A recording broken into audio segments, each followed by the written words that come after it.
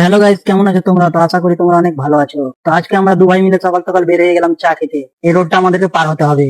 Road পার হওয়ার পরে finally আমরা চায়ের দোকানে পৌঁছে গেলাম, কিন্তু এখনো চা হয়নি। তারপরে আমার ভাই বললো এই বিস্কুটটা খা, বিস্কুটটা খেয়ে আজকে কাজে যেতে হবে।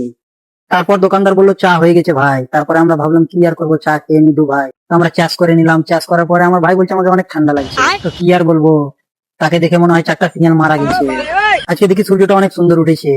তারপর আমরা আবার রোড ক্রস করতে গেলাম, না ক্রস করলে তো কাজে যেতে পারবো না। তারপরে এলাম আমরা সাইডে।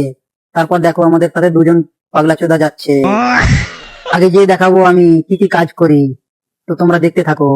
এই যে আমাদের সিমেন্ট, তার সামনে পড়ে আছে ইট। এগুলো বালুতে আমরা কাজ করব। আর পিছনকার এই বিল্ডিংটাতে আমরা কাজ করি।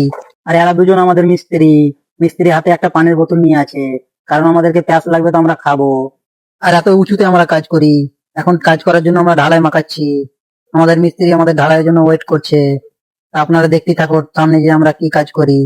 তো ঢালাই মাখা কমপ্লিট। আর এই যে আমাদের নিউটন ঢালাই হচ্ছে। মিস্ত্রি বলছে এখানে একটা রড লাগবে। আমরা চুন্নু করেছি, কম রড দিয়েছি। তারপরে 9টা বেজে যায়, আমাদের লাঞ্চের টাইম হয়ে যায়। তারপরে আমরা চলে যাই। যে দেখি আলু রান্না হয়েছে শুধু। আলু দেখে আমার ভাইয়ের মন খারাপ, সে তো খেতেই চায় না। আমাদের মিস্ত্রি রাতকার মাংস বার করলো, তাকে দেখে অনেক খুশি আমার ভাই। তো আজকের ভিডিওটা এখানে শেষ। Please subscribe. Bye bye, tata.